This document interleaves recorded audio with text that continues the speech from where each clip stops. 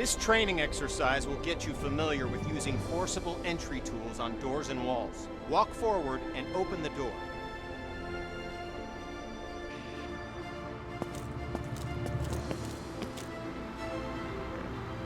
The next door is locked. Grab the crowbar off the bench and walk towards the door.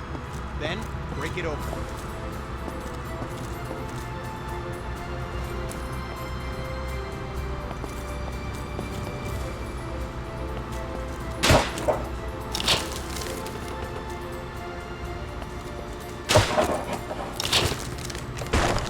Good work. Now place the crowbar on the ground in the glowing box. Grab the Halligan tool, walk towards the door, and break it open.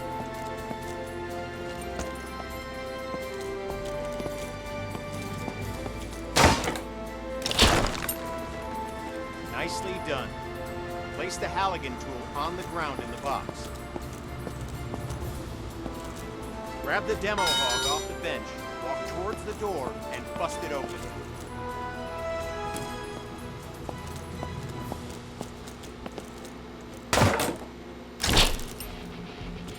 Grab the demo hog off the bench, walk towards the door, and bust it open. Grab the axe and walk towards the door. Swing at it and smash it open.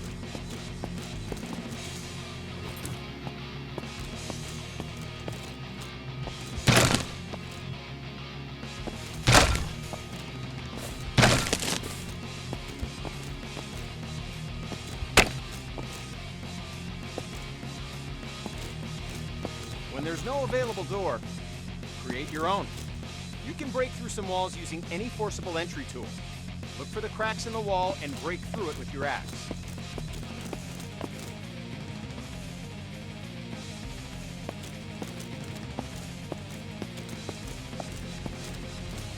Examine the wall for cracks and break through with your axe.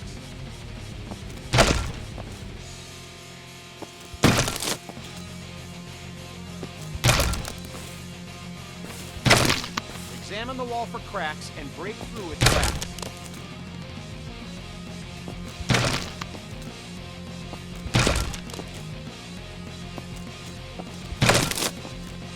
Examine the wall for cracks and break through with your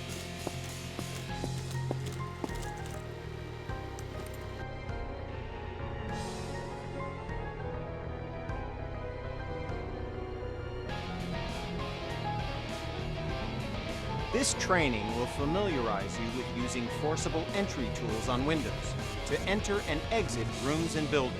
Now, grab either tool on the bench, walk over to the window, and smash it open.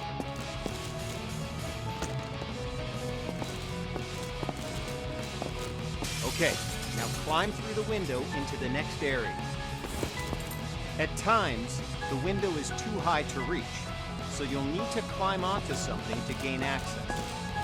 Get on top of the wood pile and smash open the window. Job done. Now climb through the window into the next area.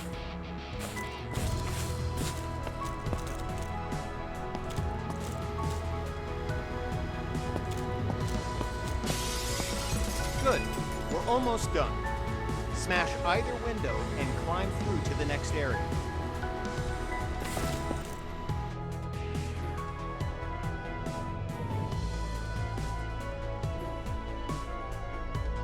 This exercise will familiarize you with using power saws to cut through locks to open doors and vents. Okay, pick up the circular saw from the ground. Good. Now use the saw to cut the lock on the vent ahead. You have to be careful, so aim for the indicated target.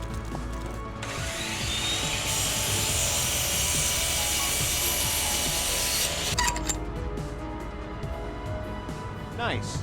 Once more, pick up the saw from the ground. Now, walk over to the garage and use the saw to cut the locks on the door. Cut both locks to open the door.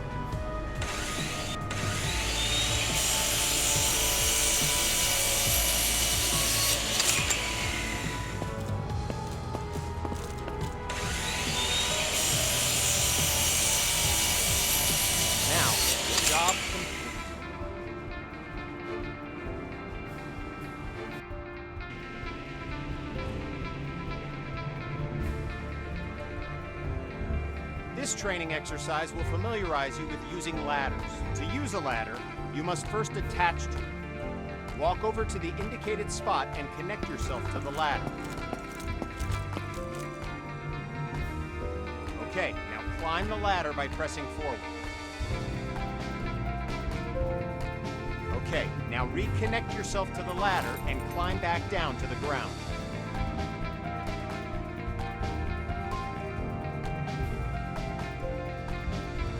Good. Connect to the new ladder beside you. Now, climb up to the window. You've equipped a Halligan tool. Use it to smash open the window. Good. Now climb through.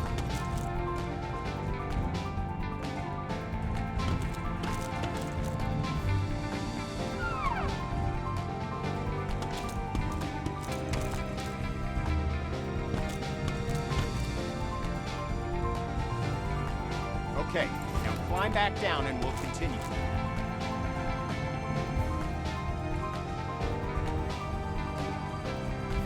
Job done.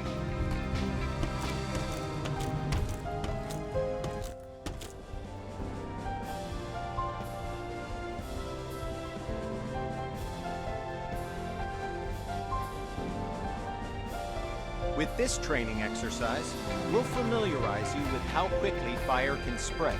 Okay, stay where you are and just watch the fire spread. Notice how fast it jumps from object to object.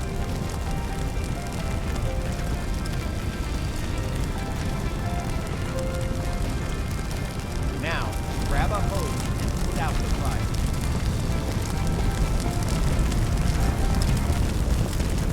Spray water by using the indicated button.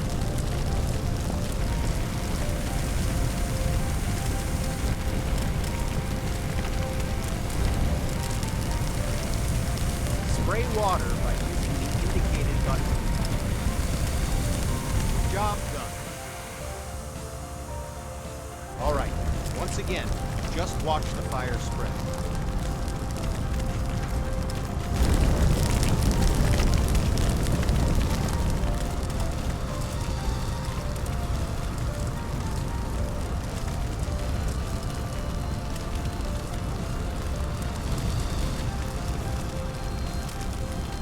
Okay, you know the drill.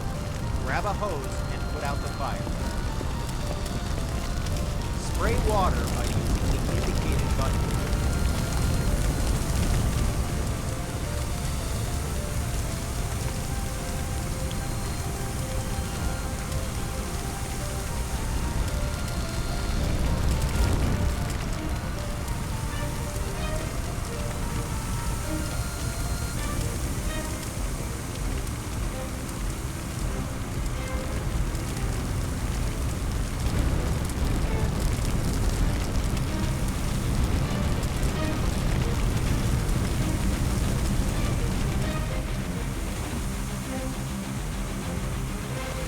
Good work. Now, grab a hose and try to put out both grease fires.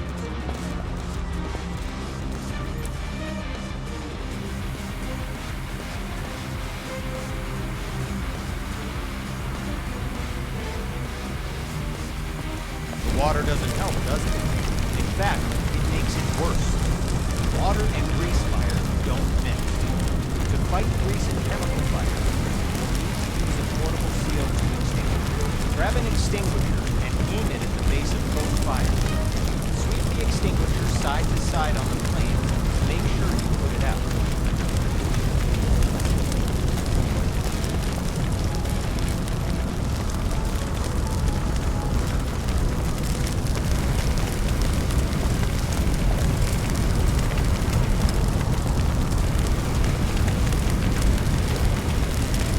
Good work. When out on calls, look for different types of flames so you can be ready for any grease or chemical fires you run into.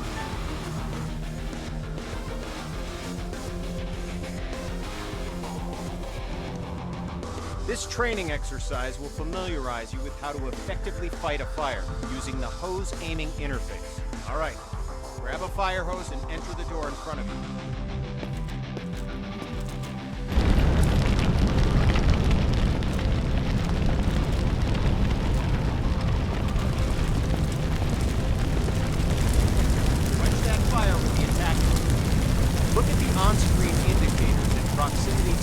water hits the flame and learn how they can help you assess the firefighting progress.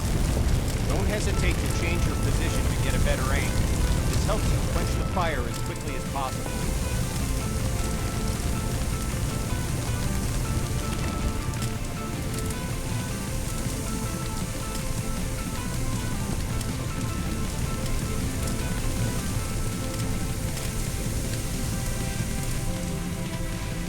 Okay, fire's out. Take your attack hose into the next room.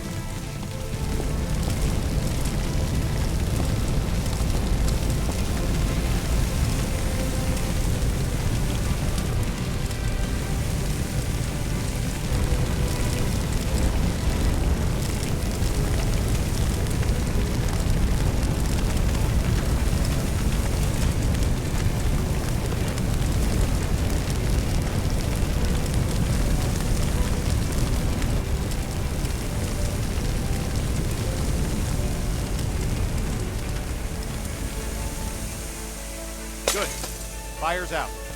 You may have noticed the sparks coming from the lamp on the table. These sparks can and will reignite the fires after you put them out. This can create a dangerous situation with potential fires in areas you thought were safe.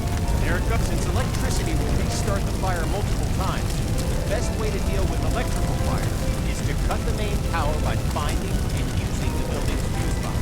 So, instead of wasting water on an electrical fire, walk over to the fuse box on the wall and turn off the fuse.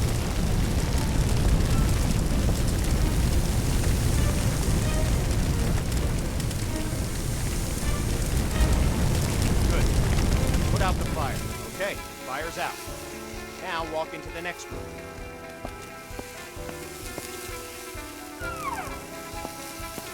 All right, since you already know how to deal with grease fires, grab an extinguisher and put those fires out. You'll notice that both the attack hose and the CO2 extinguisher use the same interface to help you put out fires as efficiently as possible. Okay, fire's out. Job done.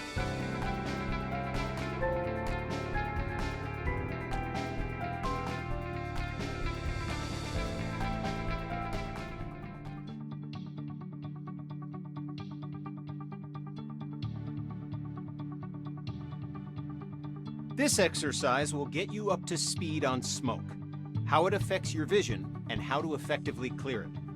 Smoke is dangerous and can seriously harm you, which is why you'll always be equipped with an SCBA system to ensure you can breathe in any situation. When going into a smoke-filled area, be sure to use your helmet-mounted flashlight. It'll really make a difference. Turn it on now before entering the building.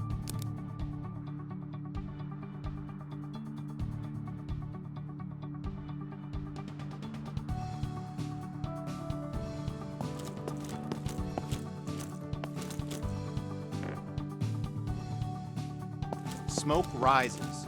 Getting below the neutral plane of the smoke keeps you in cooler air and improves your vision of the area. Stay below the smoke level by crouching. The best way to deal with smoke is to eliminate it. Venting a room allows the smoke to clear and makes it easier for you to see any dangers. This will really help when doing search and rescue operations. To clear the smoke, walk over to a window and open it. Good. With only a single window open, it'll take some time for the smoke to clear.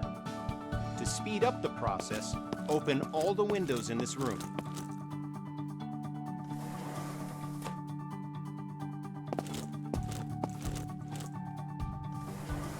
Now, open the door and enter the next area. It's full of smoke. Stay crouched so you have the maximum amount of sight.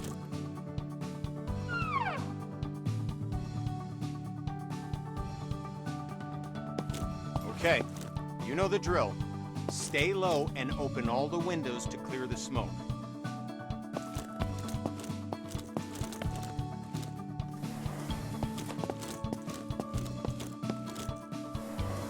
Now, open the door and enter the next area.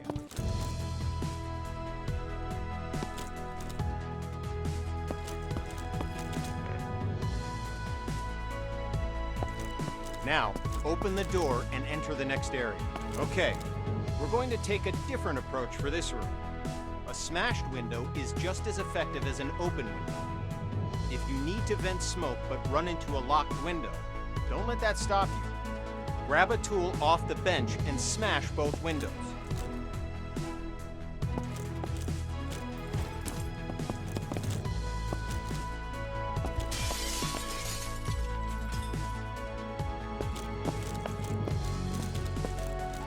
Nice work. The smoke will clear out in no time. In this next phase, we'll take a slightly different approach. If you still have the forcible entry tool, use it to smash open one or both of the windows. If you don't have a tool, grab one off the bench.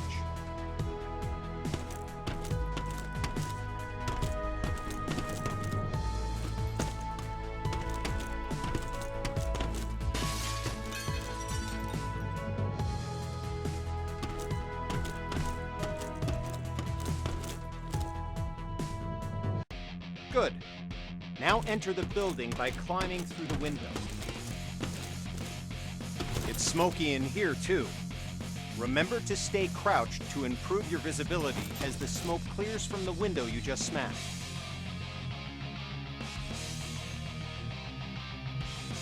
Now, open the door and enter the next room. Okay, you know the drill. Stay low and open the window to clear the smoke. You did it.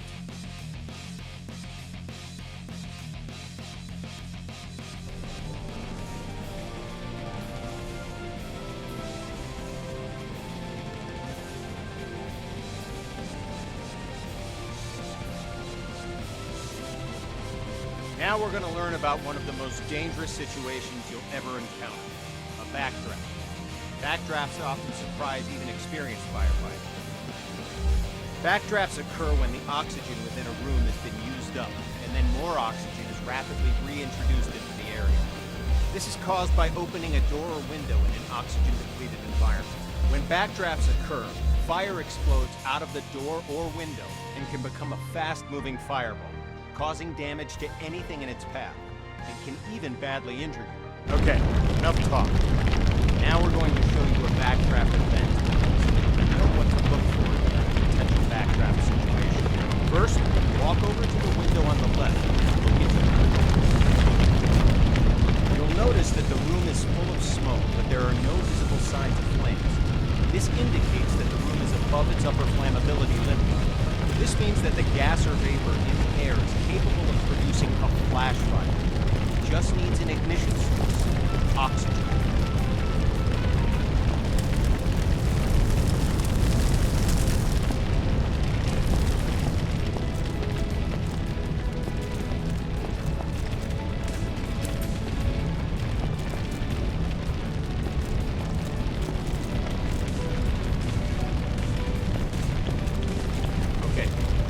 Locked door on the left.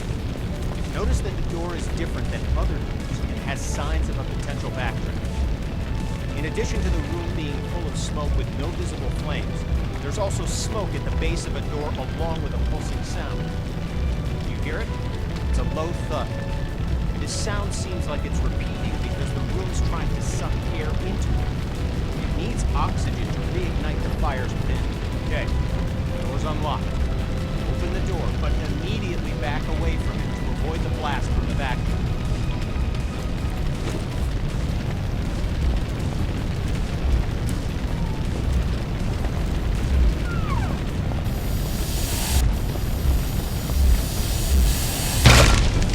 Okay, notice that the area opposite the door was caught in the fireball and is now on fire. Put out the flames in this room, then move through the door into the next room and extinguish the fires there.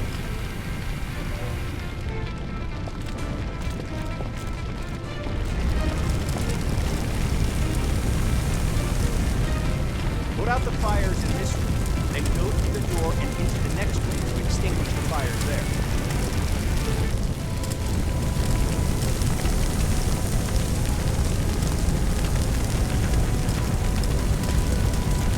Put out the fires in this room, then go through the door and into the next room to extinguish the fires there.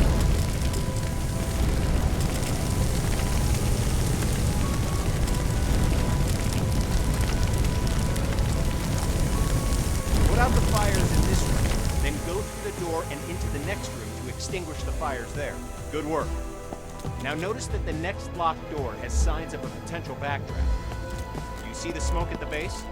Do you hear the pulsing sound? Okay, door's been unlocked. Like last time, open the door, but remember to immediately back away from it to avoid the backdraft.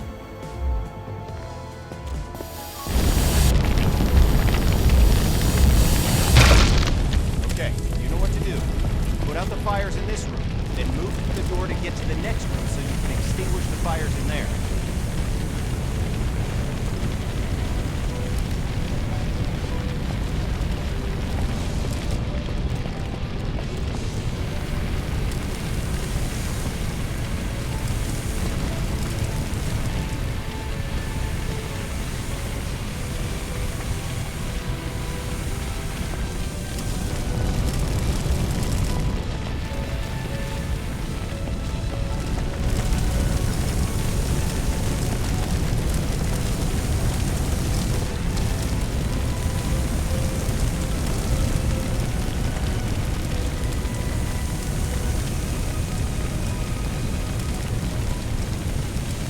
Put out the fires in this room, then move through the door into the next room and extinguish the fires there.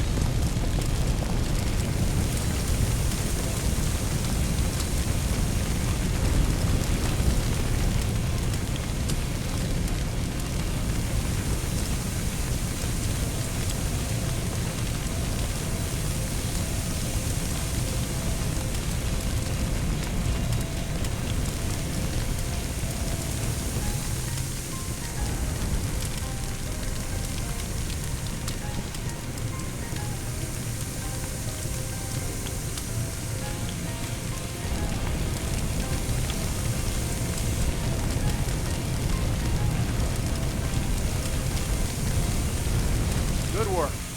As I said before, even experienced firefighters can be surprised by backdraft. So pay attention to any closed door that you approach and look for signs of backdraft. It could save your life.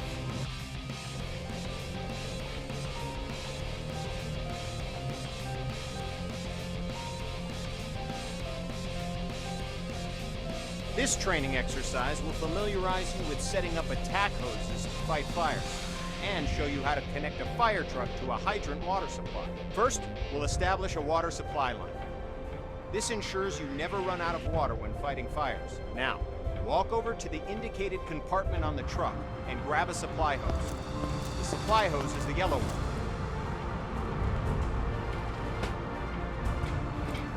Okay, now, look directly at the connector on the truck. You'll notice that you first need to remove the cap from the connector. So go ahead and remove the cap. Good. Now, look directly at the connector on the truck and connect the hose coupler to it. Nice job. Walk over to the indicated fire hydrant.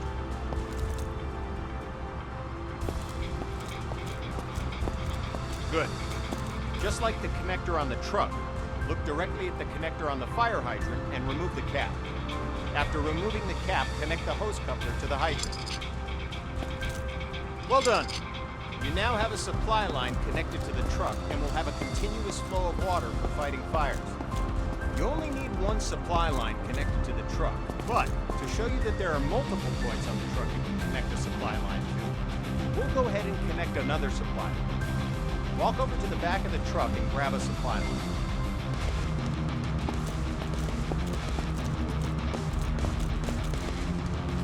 Head over to the indicated connector on the other side of the truck and connect the supply line. Like before, remove the cap, unroll the hose, and attach the hose coupler to the truck supply line connector. Good. Just like before, grab the coupler on the ground and walk over to the indicated fire hydrant and connect it to the hose. Remember to remove the cap before attaching the supply line to the hydrant. Okay, now we're going to attach an attack hose to the truck. Attack lines are colored red to indicate they're different from supply lines. Now, go to to the back of the truck and grab an attack line. You can also grab one from any of the truck's side compartments. Good. Now walk over to the indicated part of the truck where you can connect the attack line, normally next to the water supply line connectors. As with the supply line, you'll need to first remove the cap from the truck, unroll the hose, and then connect the hose coupler to the truck.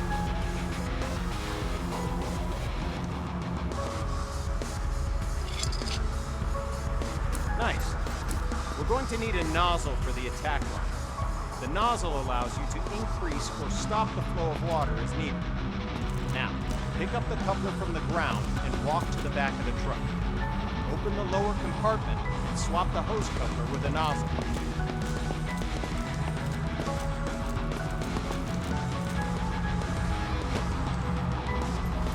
Now that you have a nozzle, look directly at the coupler on the ground and attach it to your nozzle. It worked. All right. We started a huge pallet fire. Utilizing the aiming interface of previous training, use the attack list to put out the entire fire. Try to extinguish the fire as quickly as possible, but we're timing you. Lowest time score gets bragging rights. Go! The clock is starting. Put out the fire as quickly as you can.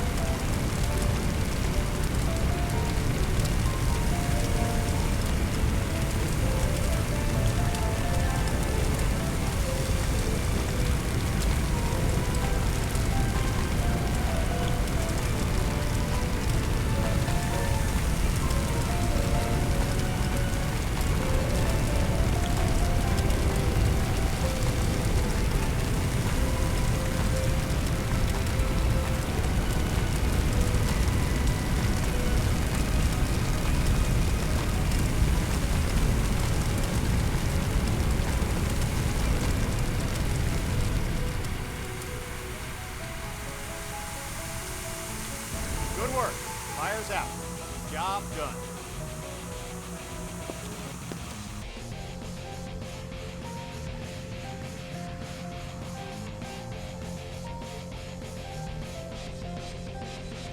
With this training exercise, you'll give commands to your squad mates.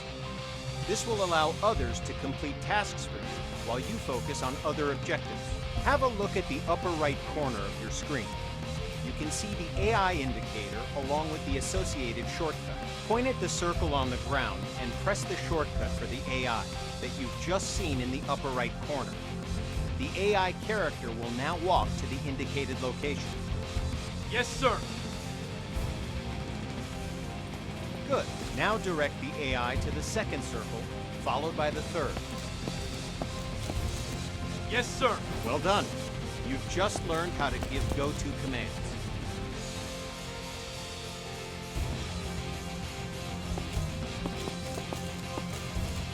I'm on. Now, call the AI to your position. To give the command, hold down the AI shortcut key until the status icon in the upper corner changes to the follow symbol. The AI will now follow you. Walk along the waypoints. As you can see, the AI is following you in close proximity as you move around. As you can tell, the AI is very closely following your movements. I've got your back, boss.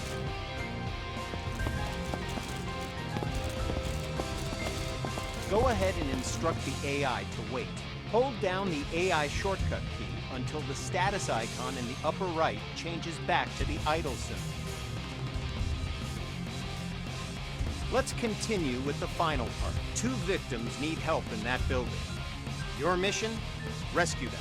Head through the door and into the building.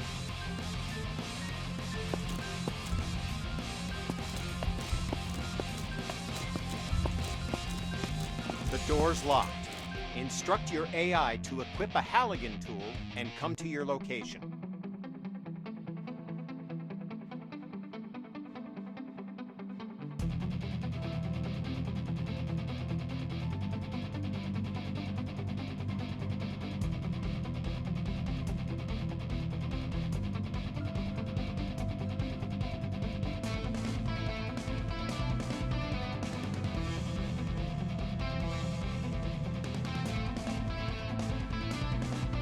Yes, Commander.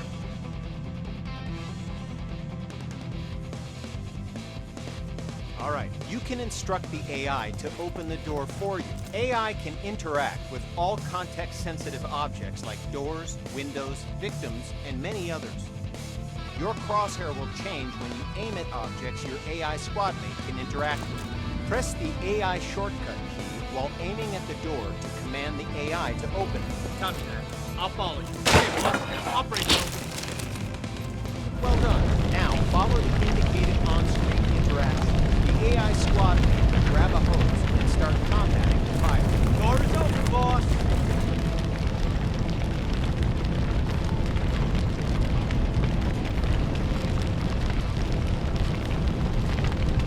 Yes, sir.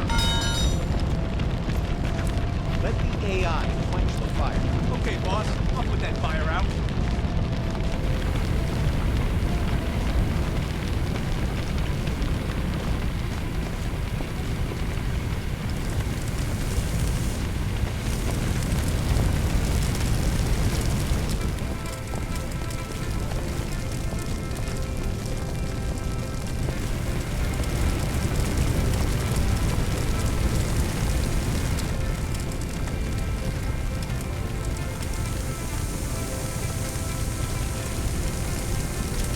There's another fire in the next room.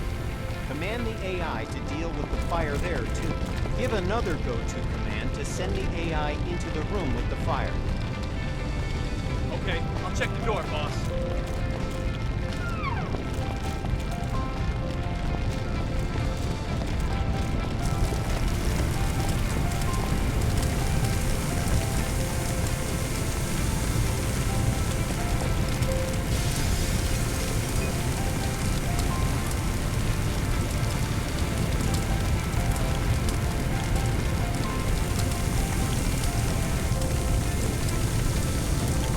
Well done. All fires are extinguished. Don't forget to get both victims to the paramedics. Use the AI shortcut again while aiming at the victim. While the AI is bringing the victim to safety, they're no longer available for other commands because their main priority is getting the victim to the paramedics. Go ahead and carry the other victim to the paramedics yourself to finish this training mission.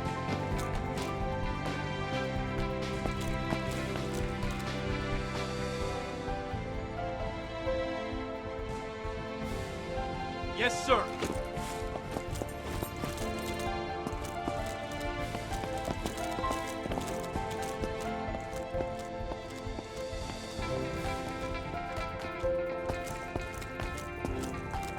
Victim safe, boss.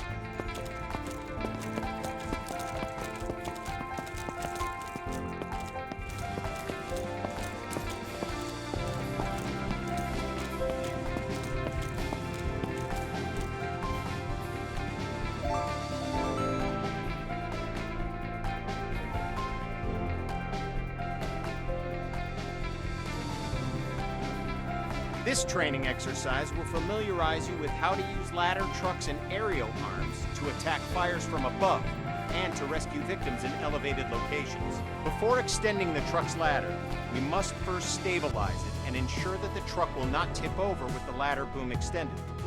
Walk over to the indicated control panels and extend all the truck's outrigger arms. While deployed, the outrigger arms simultaneously bypass the vehicle's movable suspension and gives the truck an overall wider stance, making the entire rig more stable.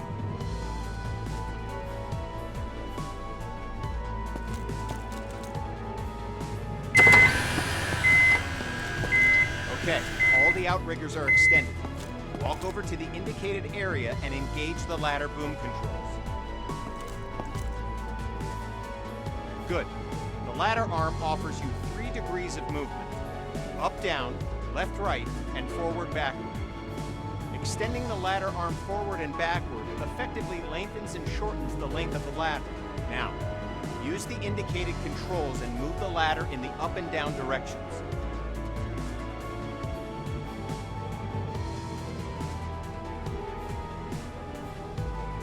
Good. Now, use the indicated controls and move the ladder in the left and right directions. All right, now, use the indicated controls and move the ladder in the forward and backward direction, making the ladder length longer and shorter.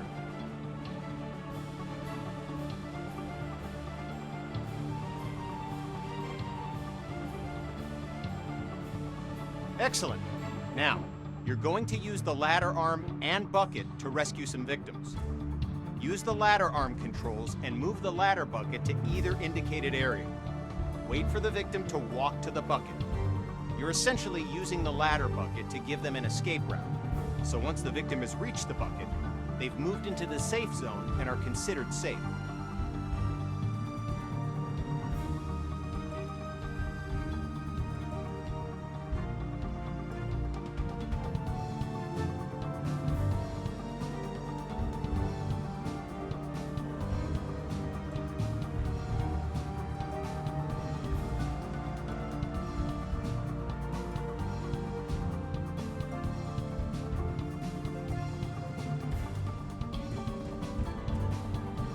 The player can exit the bucket by pressing the Use key.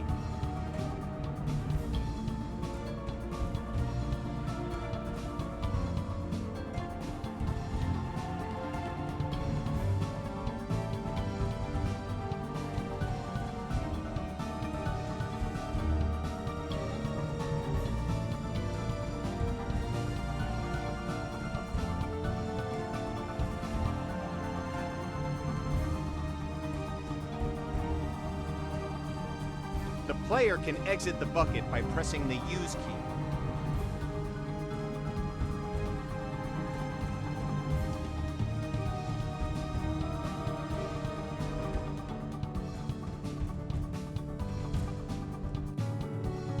Conscious victims will not move towards the bucket.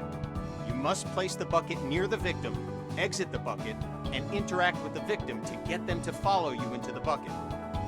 When the bucket has reached the indicated area and the bucket is stable on the roof, the player can exit the bucket by pressing the Use key. Exit the bucket and rescue the victim by interacting with them and returning to the bucket.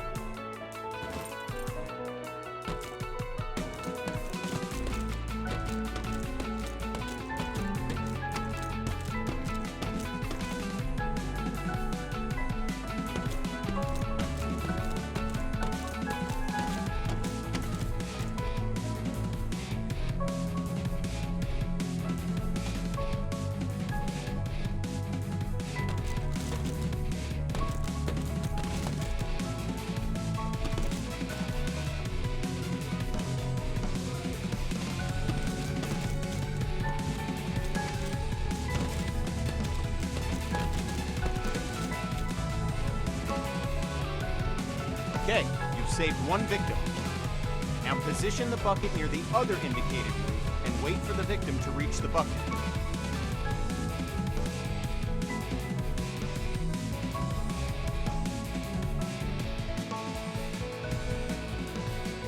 Okay, you've saved one victim. Now position the bucket near the other indicated roof and wait for the victim to reach the bucket.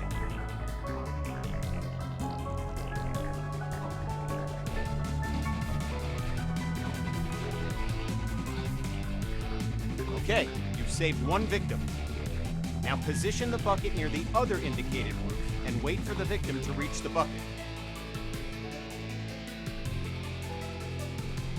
This victim is unconscious, so you'll have to carry them back to the bucket.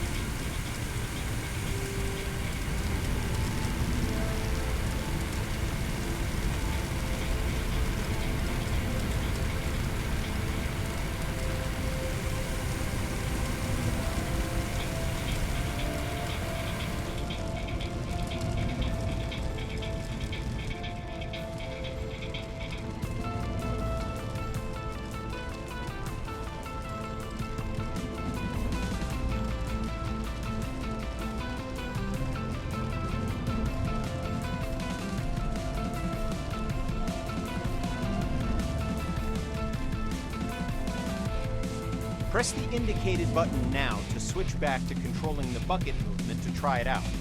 When you've relocated the bucket to a better location, switch back to controlling the nozzle and extinguish the fires.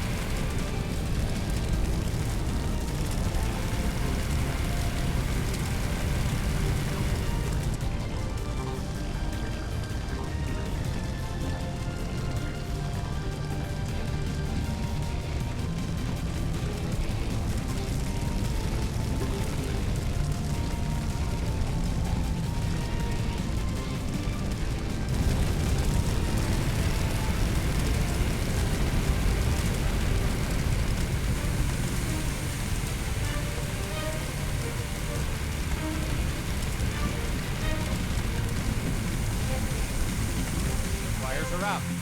Job done. Congrats! You've completed the firefighter training course and are ready to handle any situation. You can save as many lives as possible. Feel free to return to the training facility to practice your skills if you need help with the more difficult emergency calls you may encounter. Remember, train today to be safe tomorrow.